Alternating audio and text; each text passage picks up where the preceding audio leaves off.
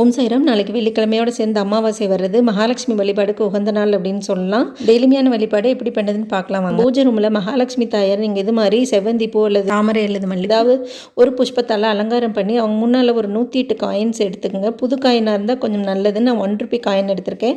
அதுக்கு தூபம் காமிச்சு கொஞ்சம் சந்தனம் வாசமான பூக்களால் அதை அலங்காரம் பண்ணிக்கோங்க. அதுக்கு மேலே நீங்கள் தாளம்பு குங்குமம் இருந்தால் அதால் அம்பாலோட 108 அஷ்டோத்திரமோ அல்லது 108 போற்றியோ சொல்லலாம். அல்லது மகாலட்சுமி அஷ்டம் கூட சொல்லி நீங்கள் அம்பாலை வழிபாடு பண்ணலாம்.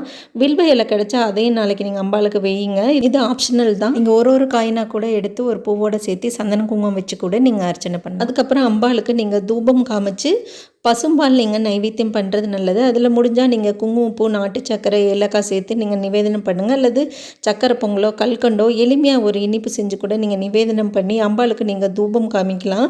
இது மாதிரி ஒவ்வொரு வாரம் செஞ்சுட்டு வரனால உங்கள் வீட்டில் இருக்கக்கூடிய பண கஷ்டம், அனாவசிய செலவு